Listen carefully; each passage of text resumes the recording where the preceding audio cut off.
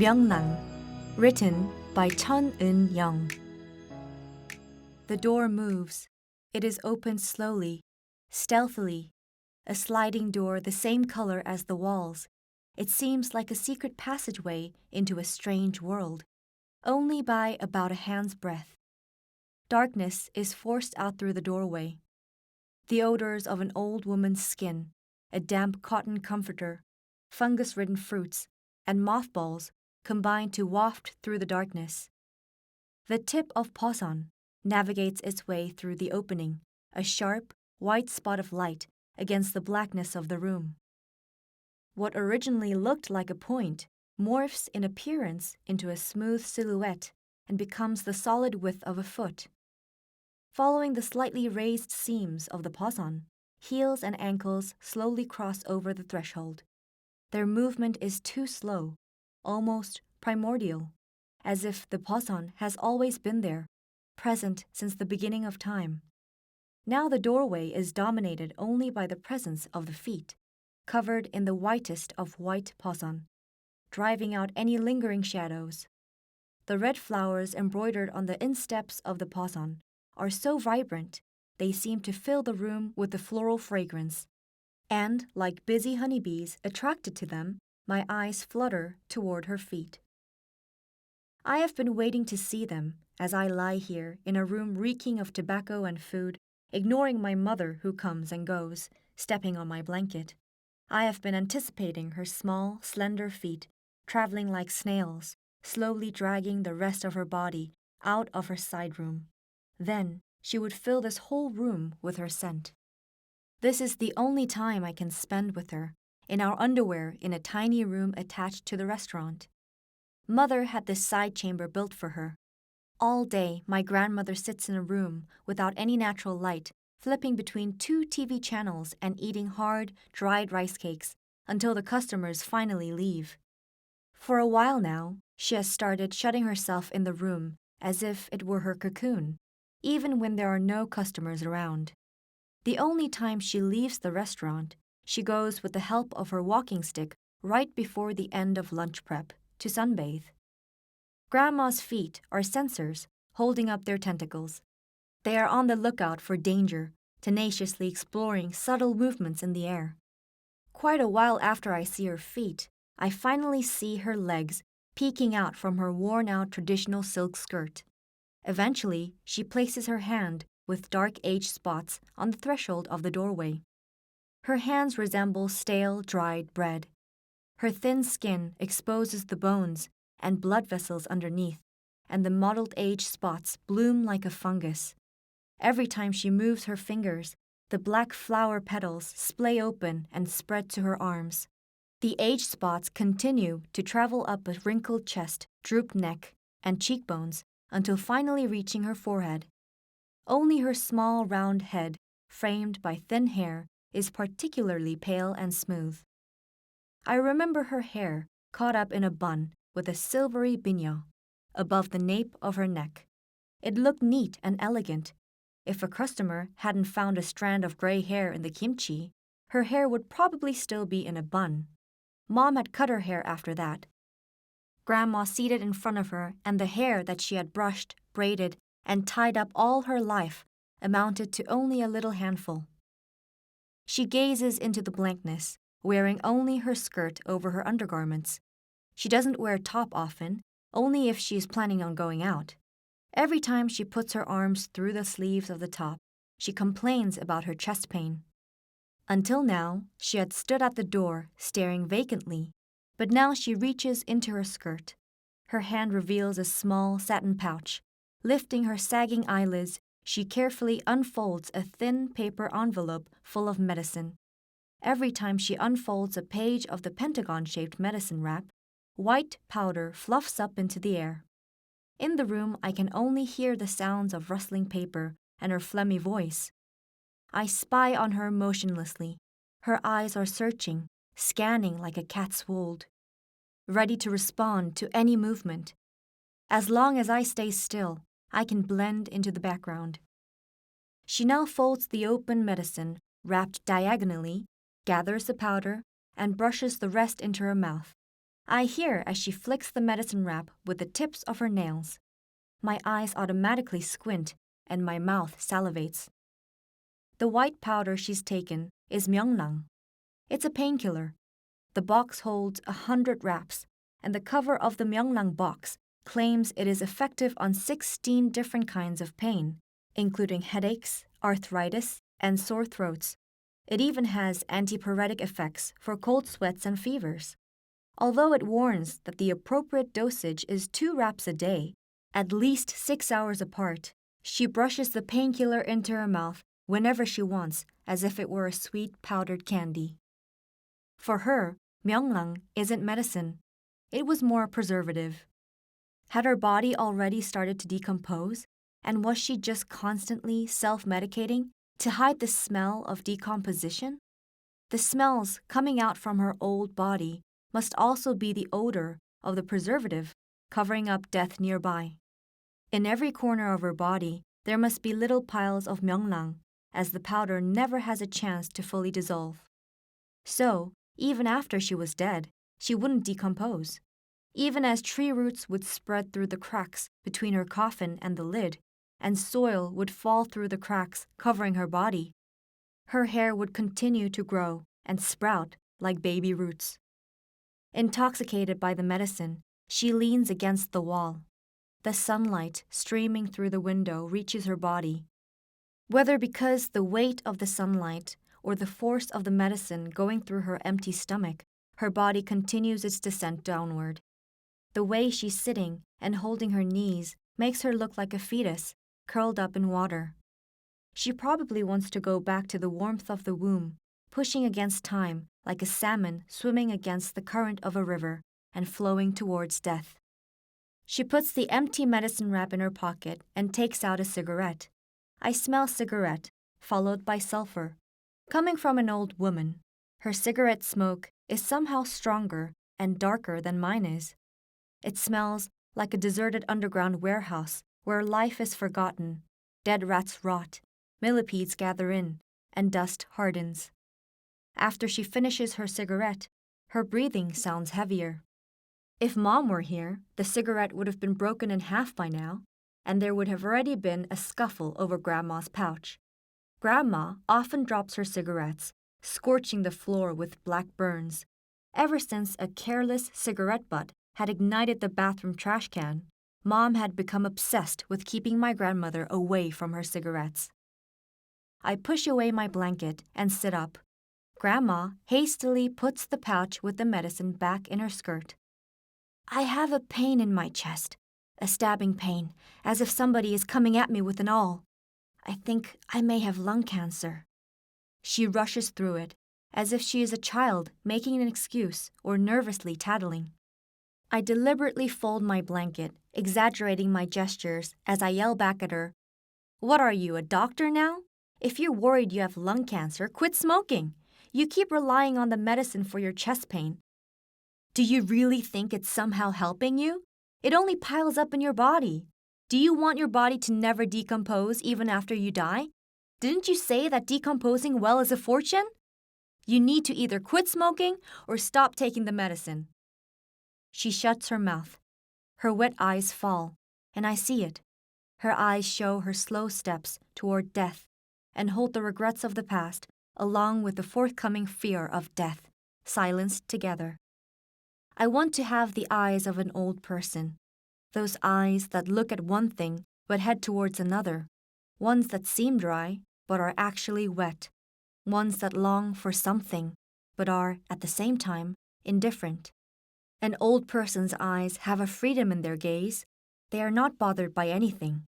Perhaps I want to be an old woman. I want to see the world from a different angle, as an old woman, but without experiencing the hardships of life. She is silent, looking down at her feet in Posan. She closes her mouth at once. She is forced to, not taking medicine or smoking cigarettes. I did yell at her on purpose. I bullied her because I wanted to see that look in her eyes. She fiddles with the chrysanthemum on her Posan with her thin fingers. Her silent eyes are capable of calming my heart. So, does Myoungrang actually make you feel better? I feel like I can finally breathe again. Before, I felt like my head was about to explode. What, is it some kind of panacea? You said your chest hurt a little while ago, and now where? My head aches, my chest aches, my knees ache. As she talks about where the pain is, she presses down on the exact place with her hands. Her lean fingers pass over her temple, chest, and ankle, and they travel. I almost feel the pains myself. I crawl on my knees to her and grab her feet. I cup her feet in my hands like an embrace. Her feet look small and fragile, as if they are in foot binding. When I take off her tiny size 14 poson, I find the soft baby's feet that are hiding there. Her heels are smooth, without calluses. They are round and tender, as if they have never once touched the ground. Compared to her feet, even the material of the poson feels stiff and rough, like corn husks, and each toenail sits gently on the tip of her straight, even toes, like small kernels of unripe corn. And just as the smell of earth rises up from shucked corn, I imagine I smell the sweet, fresh scent of green life whenever she takes off a set of her poson and washes her feet. A person's whole body is in his foot. Look where I press. Here's your head. You press down like this here, and you feel better without taking medicine. You should remember this. Do this yourself sometimes. Where else is the pain? Your chest? I ask, pressing down on her big toe with the tips of my fingers. The big toe is linked to the head. For the chest, you press down on the thick part of the bottoms of the second through fifth toes. Every time I press down a little harder, she twists her big toe slightly. When she wriggles her toes, they tickle my hands as if loose, fine corn silk is brushing up against me. Tracing the midline of her foot, I press down at the points that will help the lungs, head, and kidneys. Every spot of her tender skin that I touch quickly pinks. Here, feel this spot. Don't you feel a lump or something? She asks, checking her breasts. She releases the snap that holds together the front part of her gown. The fabric gapes open, revealing big, firm breasts on her droopy, wrinkled chest. Their heft and placement are surprising, considering the state of the rest of her body. She says that her breasts used to be flat and small, but after Grandpa passed, they began getting bigger and bigger. When Dad was a newborn, she couldn't breastfeed him like she wanted to because her breasts were so flat. She even had inverted nipples. Whenever she thinks back on those memories, she sighs lightly. Now the small pink nipples look like a young girl's ready to develop. And all at once, in Grandma's breasts, evolution and extinction exist together. Well, my other parts are all shrinking. I don't know why my boobs are still getting bigger like this, she says as she sweeps up her breasts. Pride, rather than embarrassment, permeates her voice.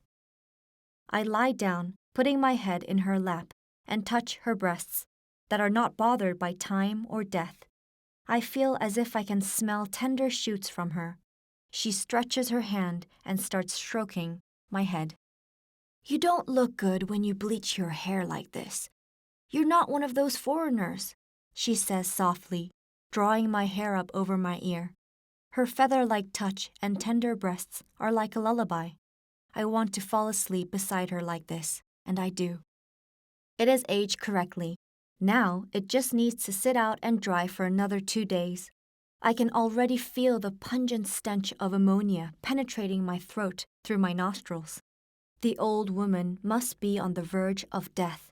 And then she tells me, out of the blue, that she wants steamed aged skate. Besides, she says that she wants it well dried and shredded by hand. I haphazardly bought a stingray instead, but it won't be easy to dry it without attracting the flies in this summer heat. As soon as I took the stingray out, wiping it down with the cloth, flies swarmed, and now they are darting into the basket. When I vent open the lid to let them out, other flies bustle in. I let out the flies inside and quickly close the lid. Now the whole house smells like aging stingray. Oddly, it is somehow almost the same reeking odor that comes from the old woman's room. It is different than the smell of illness or decomposition. It is a smell of age, of preservation, in order to avoid rot, even though death has set in. I will smell like that someday as well, screaming from feeling old, lonely, and forlorn. I will also grow old, but I might not be able to age as well as my mother-in-law. My face is always swollen, my hands filled with cuts and bruises, and my tired feet are afflicted with athlete's foot. I have already become older than her.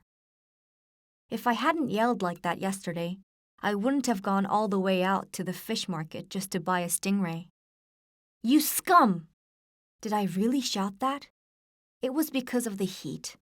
Even though it was still morning, sunlight was already pounding down on top of my head forcefully. As I was walking up from Songak Inn to my home, a distance of about 3 yards, sweat ran down my cleavage, and my wet, sticky clothes wound uncomfortably around my entire body. The bag of cheap Napa cabbages that I greedily filled has shifted, and I can feel it about ready to tear at the seams of the bag. It happened on the way back, when I still hadn't had any breakfast, and I was noticing that I was hungry. The sky was almost completely yellow. I was wondering if anyone had prepared any rice, and then I saw them, the old woman and the girl together, lying down and lollygagging around. Pixie never gives me a foot massage, I thought, and suddenly another thought welled up. They were like parasites, living off my flesh. What the hell are you two doing, just bumming around like that? I don't remember what else I screamed. In the end, I just sat there, massaging my knees in pain, and the old woman just held out a pack of the damn Myoungrang and a crumpled 10,000 won bill.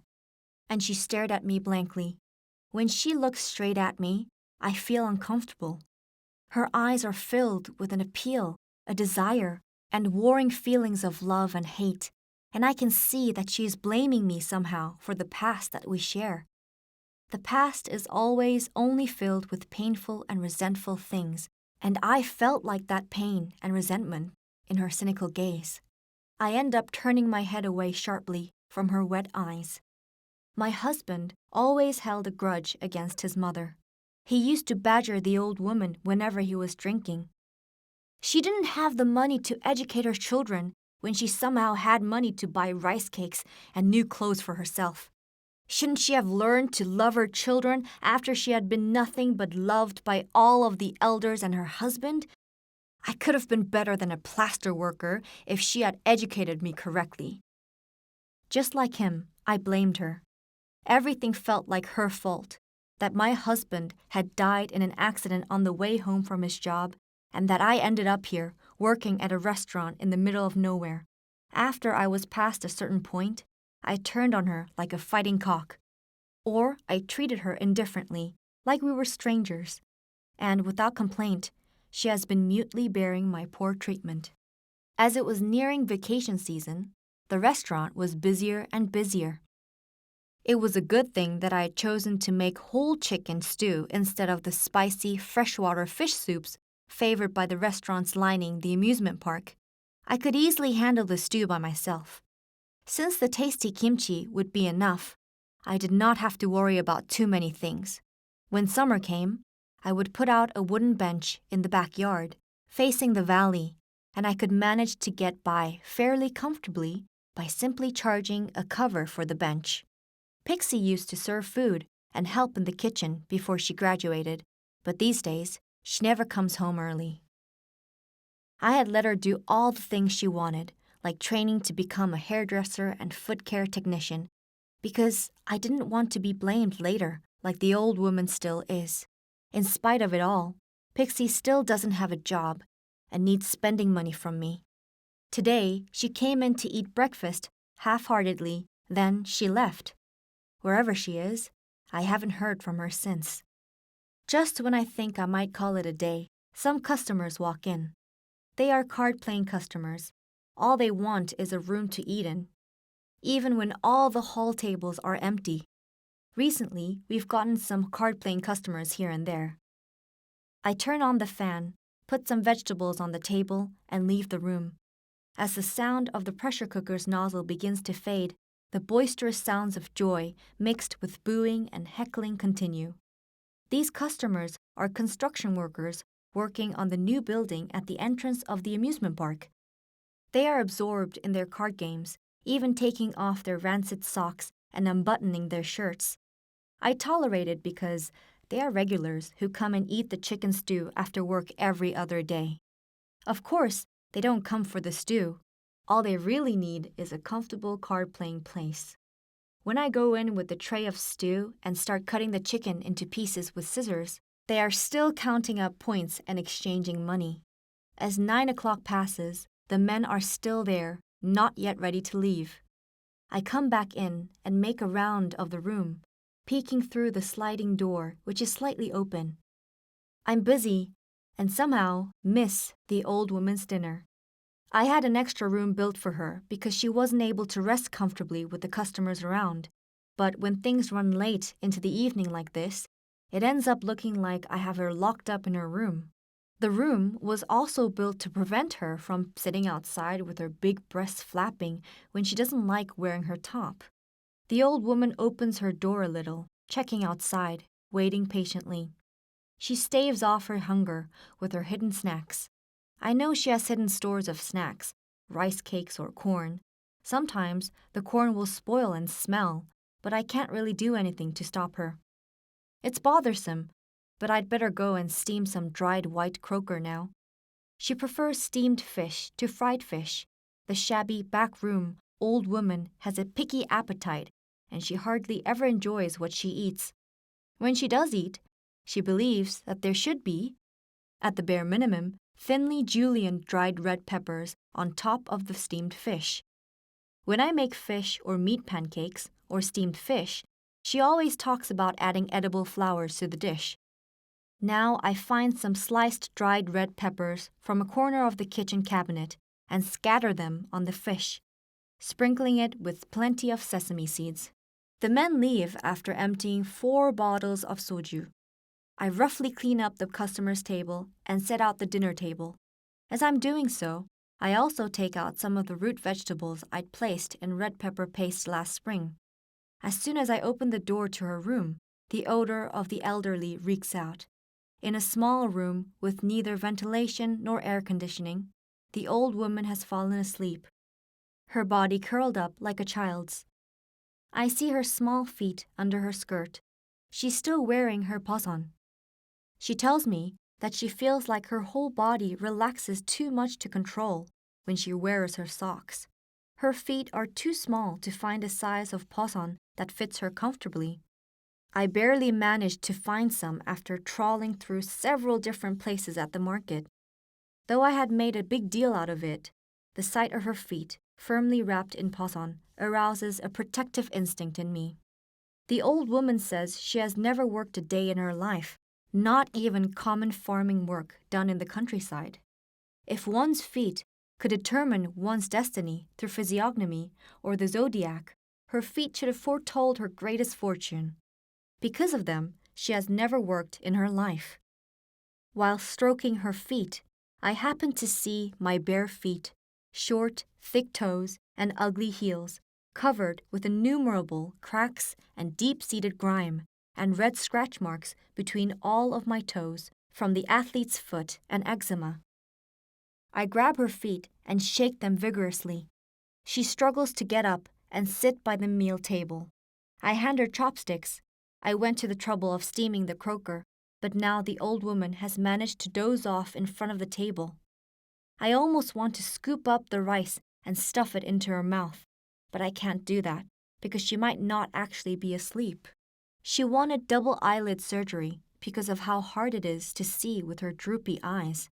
I've ignored it, mocking her that she just wants to visit a hospital again, even after her cataract surgery, and leave it at that.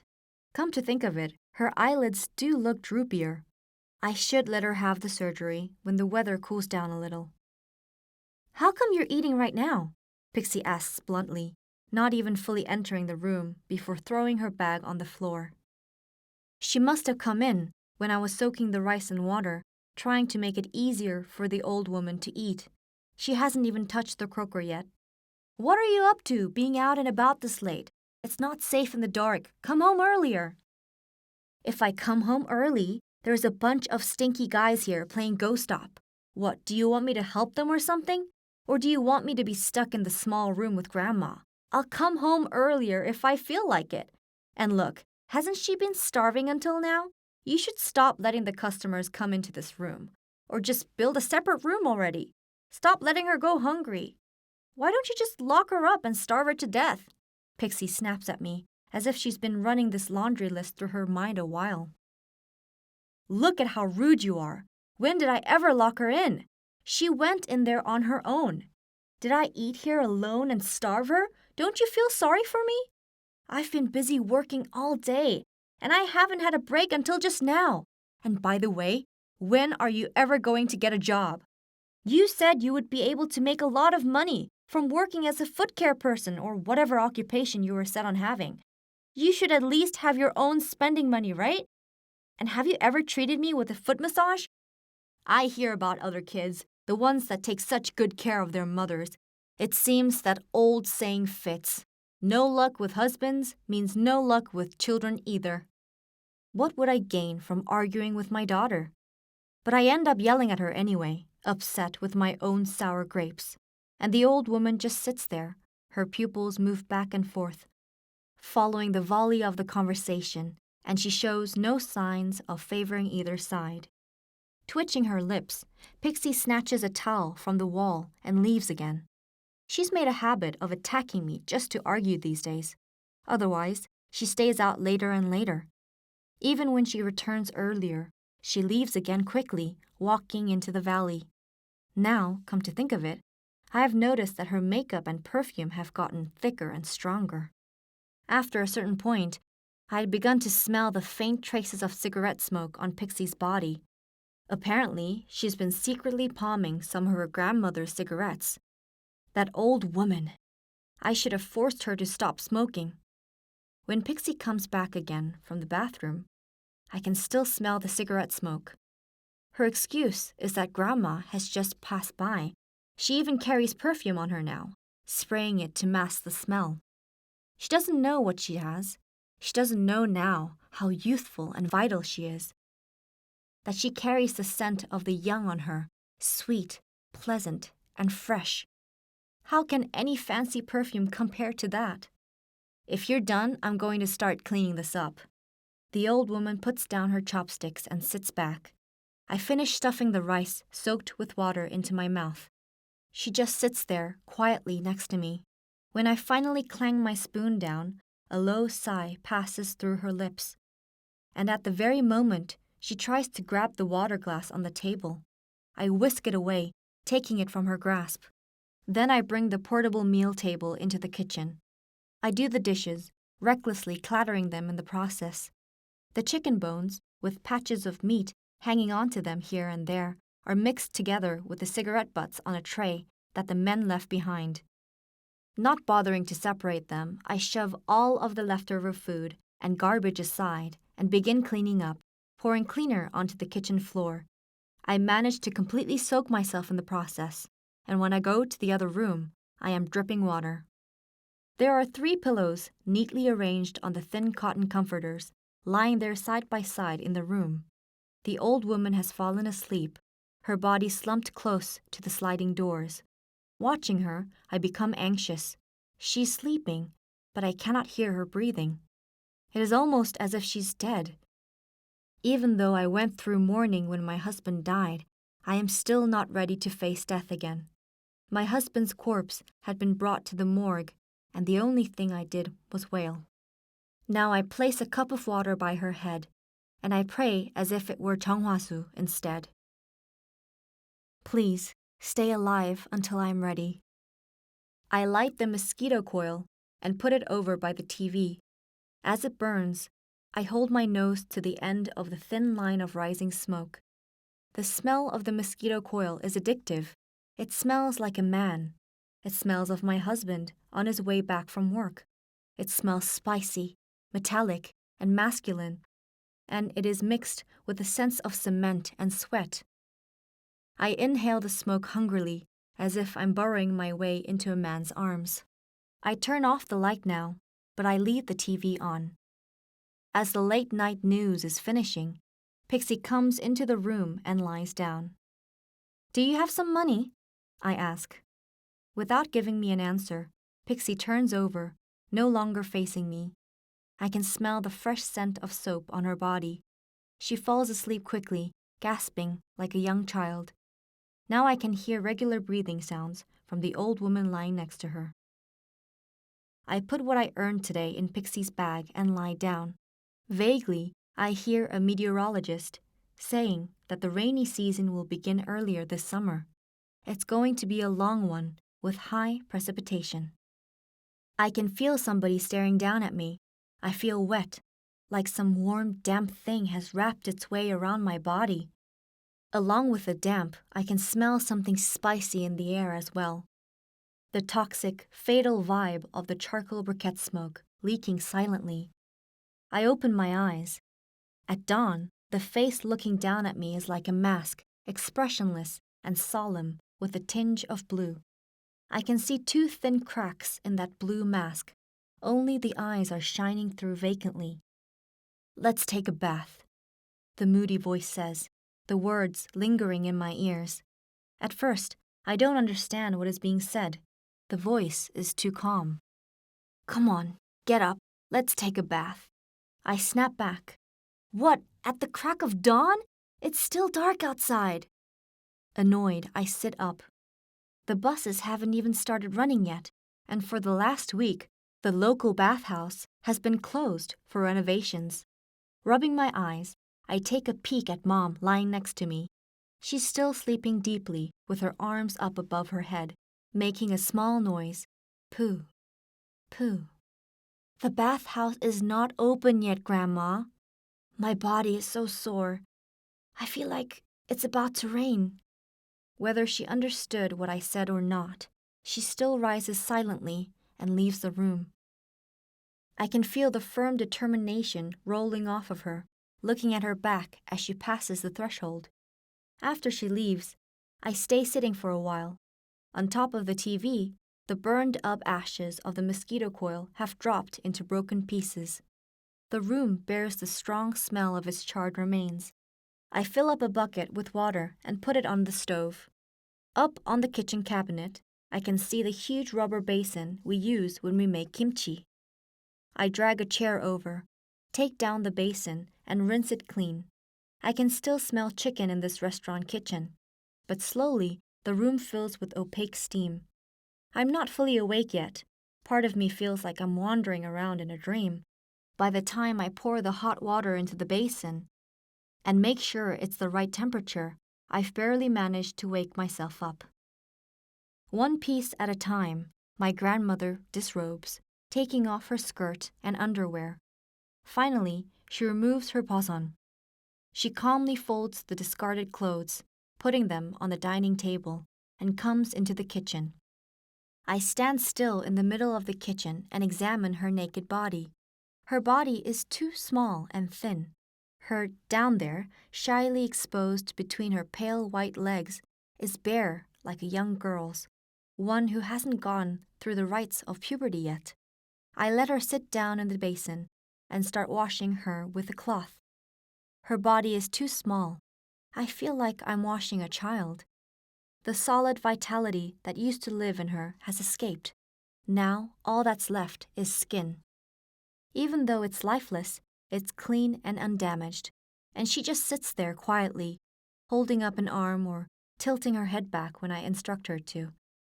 Under the pressure of my touch, her skin slowly blushes pink with satisfaction. After finishing the bath and getting dressed, she looks very tired.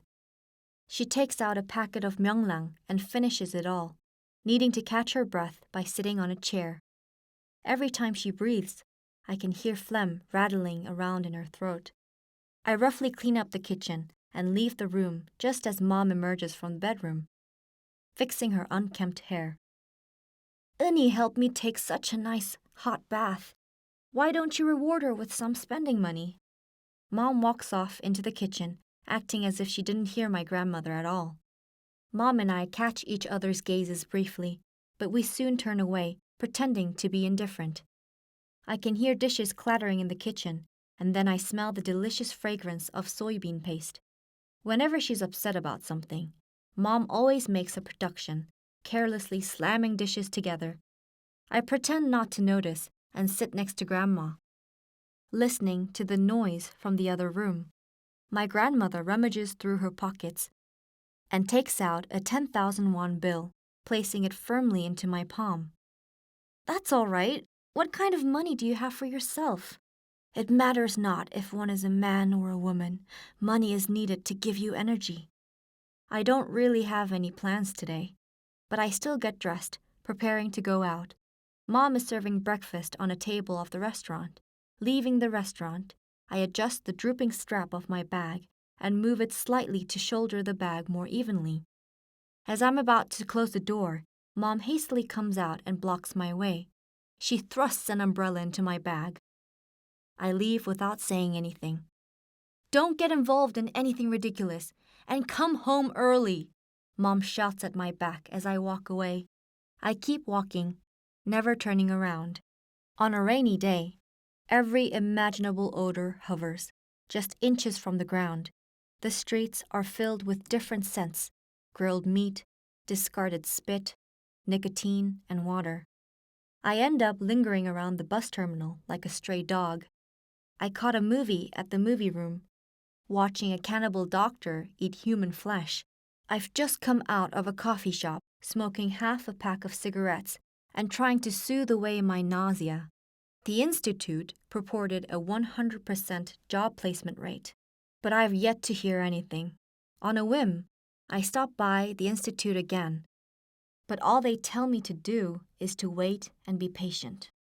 I notice some unfamiliar money in my bag. 1,000 and 10,000 won bills are all mixed together. Mom must have simply put the earnings from the restaurant yesterday straight into my bag. I'm not really sure how long I've wandered, enough so that my toes, sticking out from the straps of my sandals, have swollen in the rain.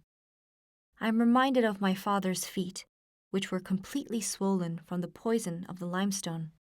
His feet were stiff and bumpy, coated with the texture of battered plaster. Every evening he would soak them in cold water and apply an ointment, but they never seemed their normal size. He was never quiet at night, bending over to reach and scratch at his feet. With that sound, none of us were really able to sleep well. I never touched my father's feet. I was afraid my hands would turn into a hideous monsters the second I touched them. I would try hard not to even look at them, as if I would become contaminated with a glance. I used to be fastidious about it, being extremely cautious and covering up my feet with my blanket while we were sleeping to avoid even touching his. After passing 3 different buses, I catch one to take me home. The bus leaves from downtown, speeding down the highway. I look outside, watching the mangled, wet scenery as it passes by, then stare at my distorted reflection in the bus window. After I get off the bus, I walk home slowly, examining every single restaurant sign I pass. But no matter how slowly I walk, the darkness doesn't come.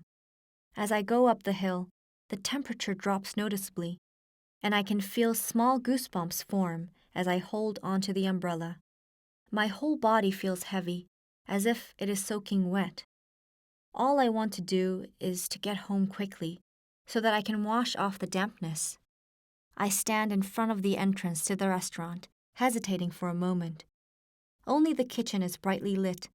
My mom is not in there. I open the door to one of the dining rooms in the restaurant. All at once, eyes turn to me. My mother chewing on a slice of cucumber, and those men, the ones with their noses in the playing cards. Instinctively, I glance towards the sliding doors. They're closed. Not thinking, I slam the door shut with a bang. I should have walked slower, or gone farther. The door to the room opens again, and Mom sticks her upper body out of the doorway. "Do you want something to eat?" "Do you think I haven't eaten?" I ask, not even bothering to turn around to speak to her. Mom slips her shoes on and walks closer to me. She smells like animal fat, or wet dog hair, or a wind-beaten leather jacket. She doesn't smell like a woman. Since her voice has deepened, and the strip of skin between her nose and mouth has begun resembling a mustache, she has also gained the disgusting scent of a man's breath. Why is it that older women begin smelling like men? You stink, go away! I callously snap at her and go outside. The raindrops have already stopped, and the darkness has descended. The restaurant alley ends, and I can see the empty path leading to the valley. Without stars, the valley is pitch black. The only sound I can make out is that of rising water. I smoke a cigarette, sitting on a flat rock. I smoke to the filter, throwing the butt away, and nip out another cigarette. I like the smell of sulfur that explodes from a lit match. I inhale the nicotine that stays on the tips of my fingers. The smell of the nicotine from my hands is the smell of my father. I take a deep breath, drawing my fingers closer to my nose, as if trying to smell my father's feet. I smell trampled grass in the forest. Dying things hold stronger smells. Cut grass, rotting fruits, and trampled flower petals. I crumple the now empty cigarette pack and throw it away before getting up. I don't know how long it has been. I stop in front of the restaurant door. I reach out, placing my hand on the door handle. Quickly, though, I snap back, as if the handle has burned me. I turn on my heel, walking back down the hill aimlessly. The bus to downtown should still be running. I made a good choice when I noticed the address of a 24-hour sauna house on the way back home. I can't go home like this. I get on the bus, mentally counting the bills in my pocket. You shouldn't let a big girl like Pixie out so late at night. She told me she was going to a sauna. Why don't you just go to bed already? Go look for her. It's not as if the house is going to walk away if you're gone. I can hear it in her voice. She's blaming me just as much as if I had personally thrown Pixie out. Her eyes, anxious and ready to meddle, push me out the door. The sad nuance in Pixie's words while she was snapping at me earlier has been weighing on my mind all day. I'm glad, at least, that she didn't simply run off without a word. She called me on her way and told me she was going to sleep at the sauna tonight. She gets upset more easily these days, of course, but she's always been good-natured, even when she was young. However, I can't shake my anxiety, and I'm not at ease. She could have just been lying, finding an excuse to stay out. I know that I'll only feel better when I actually see her with my own eyes. I rush out the door, taking only my wallet with me. The sky is releasing a deluge of rain, as if there were a hole in the sky itself. It really feels like something's going to happen. Every time the heavy thunder crashes, I can feel the goosebumps forming on my back. The rainstorm has knotted my hair, and wet clothes cling to my body. I hug the umbrella close to myself, trying to block out the wind and rain, but a couple of metal bones on the umbrella have snapped. It flops and impedes its own efforts. I stand there at the bus stop, waiting anxiously for a bus that isn't coming. As if I were a housewife running away from home at night. The sign on the post thrashes in the wind. A truck, parting the storm, drives by, displacing the water and soaking me through. A taxi stops but leaves quickly, seeing a wet passenger. It's all because of the old woman. If she was gone, I could have built a room just for Pixie. If my husband was alive, I wouldn't even have to worry about a room. I fling the flapping umbrella to the ground and curse at the old woman. I feel like everything, all of this, is because of her. Either the steady downpour of rain or the heat of my body blurs my eyesight. My teeth chatter, and I can feel a chill coming on. Through the rain, I can make out the distinctive lights of a taxi. I sprint to the middle of the road and stand there, waving my arms. The taxi stops. I pound on the door of the taxi, which is trying to drive away again. Finally, I am successful in stopping it. The taxi smells of both cigarettes and the acidic odor of LP gas. Even though the wipers are rushing back and forth quickly, I can't see an inch in the pouring rain. The taxi driver lights another cigarette and curses, as if this is all somehow my fault. I perch on the edge of the seat, trying my hardest not to get it wet, and place my hand on the back of the passenger seat. The rain doesn't show any sign of letting up at all. As I enter the sauna house, I can feel its heat twisting around every inch of my body. People in white sweatshirts and shorts idly walk by me, looking peaceful and indifferent to the heavy rain outside. Where would I find Pixie? Would she be among the men lying down and showing their hairy legs, or the women coming and going in thin shirts, the ones that their nipples poke out of? I can see her now, lying there and twiddling her hands alongside a boy who still has peach fuzz on his face. I wander around, still completely wet. Every step I take leaves behind a puddle of water, and people make it a point to avoid me, their faces creased with disapproval. When I see a group of kids her age, all lying down and in each other's embraces, my heart sinks.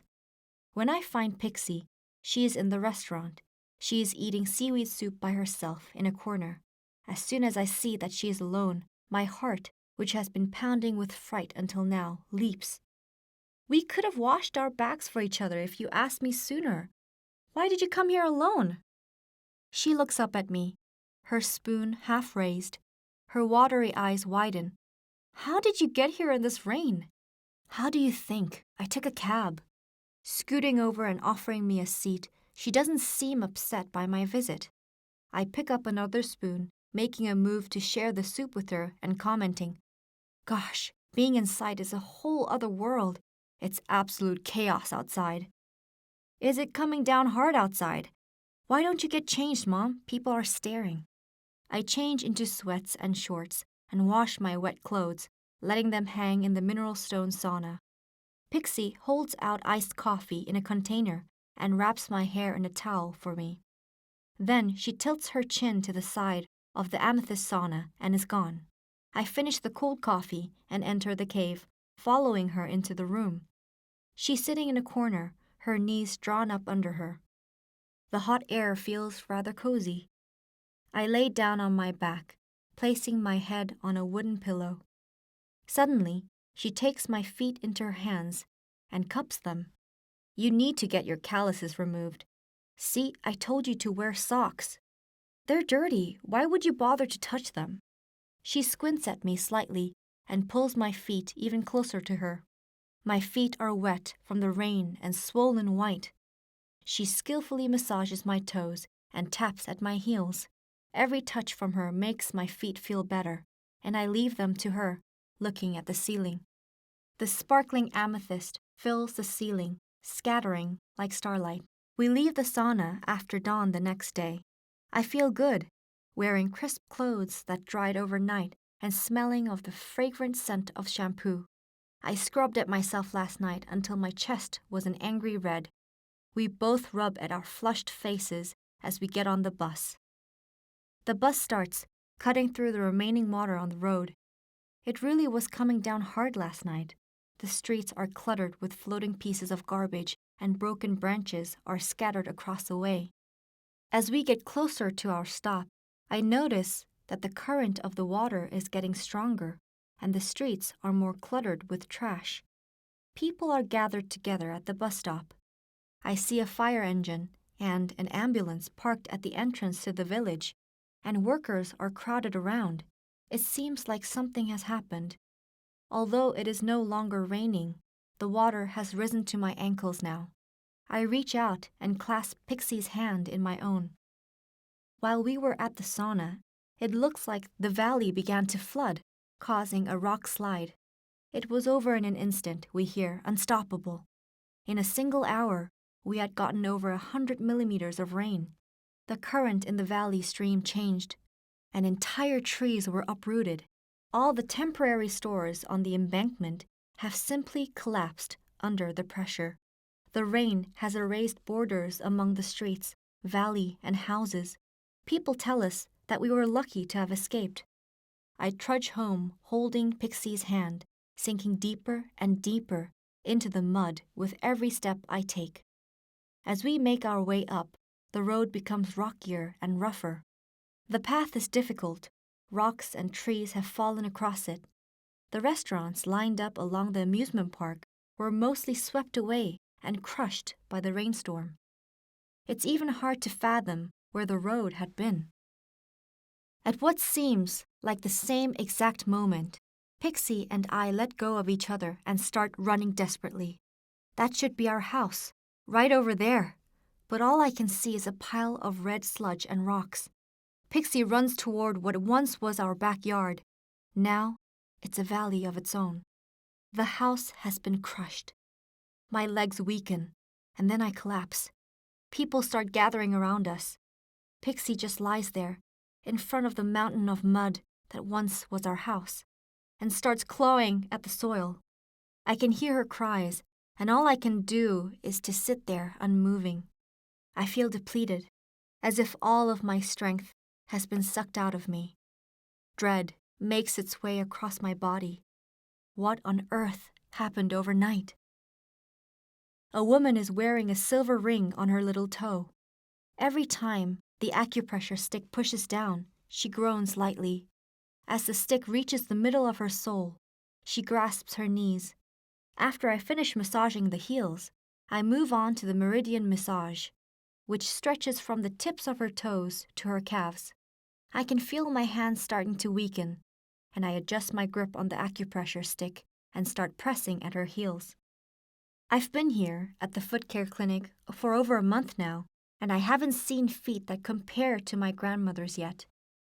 I can see the impression of her small, delicate feet in Posan burned into my retina, even with my eyes closed. Whenever people take off their socks, showing me their bare feet, all I can think of is her feet. Grandma was found barefoot underneath the rubble of the collapsed house. I don't know if she took Posan off herself, or if the rough hands of the diggers did it for her. The last time I saw her, she was lying on the stretcher with her bare feet. I couldn't bring myself to look at her face. I could barely make my eyes meet her strained feet. They looked exactly like my father's poisoned ones. We couldn't bury her in the ground. The pile of earth and rocks on top of her, pressing her down, was enough.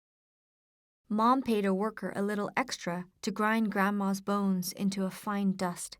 When my mother got my grandmother's urn filled with the bone dust, she started bawling. The fine powder of the bone was exactly like her Myoungrang. Before we left the urn in the charnel house where it would stay, I took out a bit of her bone powder and put it in a small box. And I open the box whenever I think of her feet. Every once in a while, I lick my finger, coating it with saliva, before dipping it into the powder of her bones and putting it back in my mouth, tasting her. She's always inside me, looking at me silently. She breathes in me and sleeps in me. Sometimes she will even push her feet, the ones in Posan, out inside me as well. I take Myoungrang for her inside me. I can smell her on the white, glittering powder of Myoungrang, like sugar. Myoungrang is a short story by Un-yeong, published in her collection Myoungrang, published by Munji Publishing Company. The English version is translated by Ali Huang and narrated for this audiobook by Jamie Kim. This audiobook was produced in 2021 with the support of the Literature Translation Institute of Korea.